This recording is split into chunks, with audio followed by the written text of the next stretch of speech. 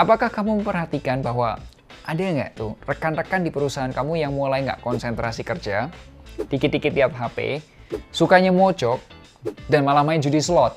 Nah, gimana nih caranya keluar dari kecanduan judi slot? Yuk kita bahas.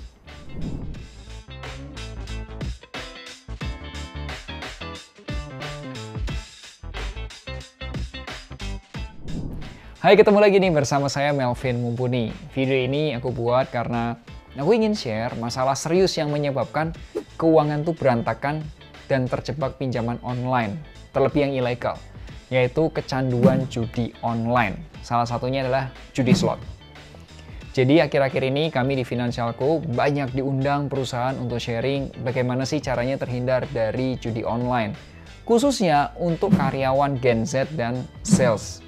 Nah, pertanyaannya adalah, kenapa kok yang terkena tuh mayoritas adalah Gen Z dan sales? Dan yang kedua, apa sih dampaknya ke keuangan mereka dan ke pekerjaan mereka? Dan terakhir, gimana caranya berhenti kecanduan judi slot? Yuk kita bahas.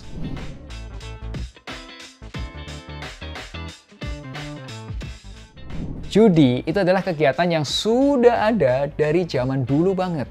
Buat orang-orang yang kelahiran tahun 1965 sampai 1979, kita sebutnya Gen X, pasti tahu tuh yang namanya togel lah, nomor lah, buntutan lah, bener?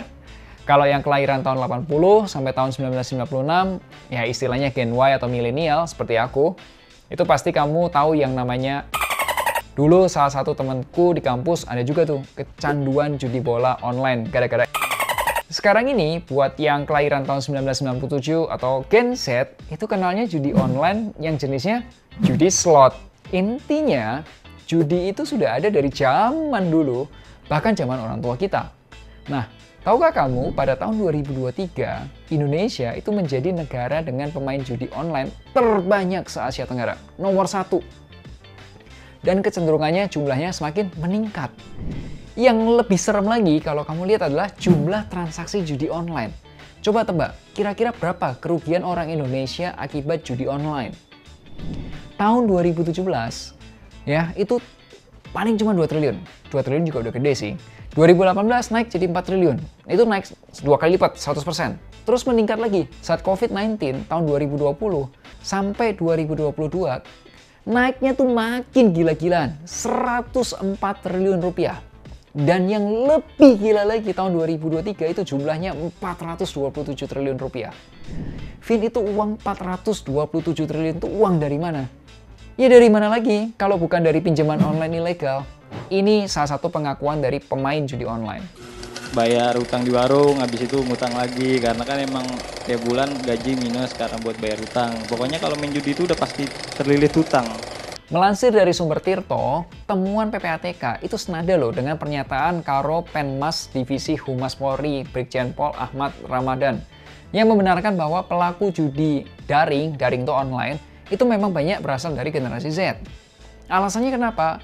Ya alasannya populer, mereka ikut judi daring itu karena iming-iming kemenangan yang menggiurkan, terpengaruh iklan, ada promosi judi online, dan juga ingin mendapatkan keuntungan secara cepat.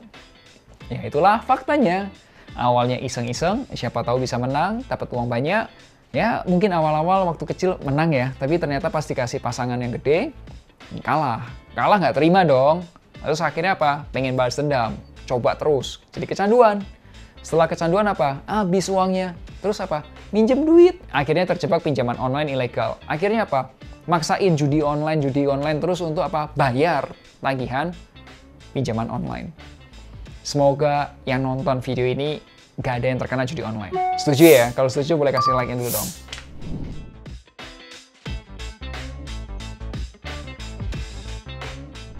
Dampak kecanduan judi online ya pasti ya keuangan dan pekerjaan kena semua lah.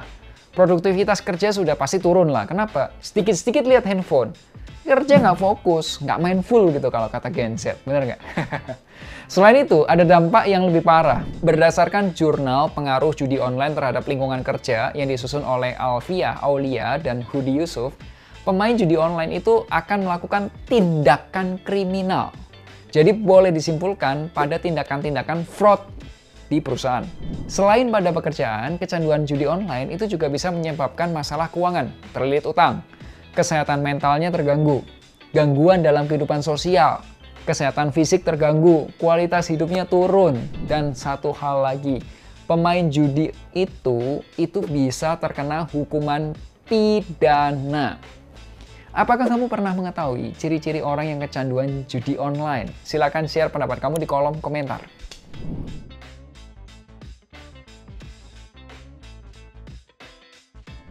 Bagaimana sih caranya berhenti dari kecanduan judi online?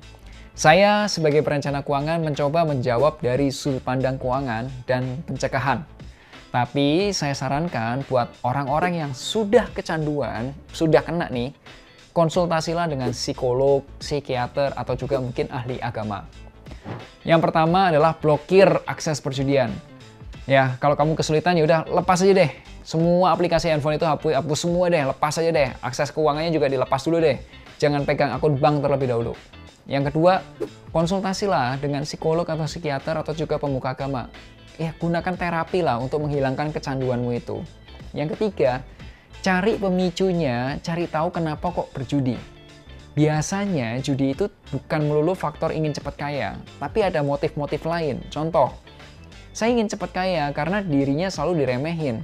Ya, sekali lagi caranya gimana ya harus ngobrol sama psikolog atau psikiater yang lebih ahli. Langkah keempat, cari kesibukan lain.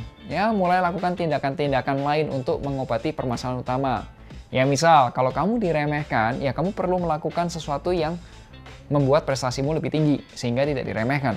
Dan yang kelima, boleh deh cari dukungan sosial, bisa dari keluarga, bisa dari teman, atau juga komunitas-komunitas keagamaan. Semoga penjelasan ini bisa bermanfaat dan aku berharap semoga teman-teman yang nonton video ini tidak ada yang terkena judi online.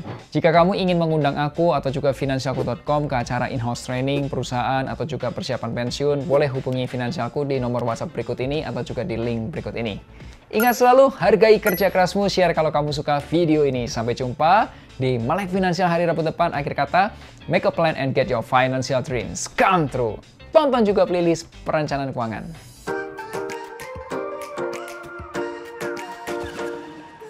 Wujudkan masa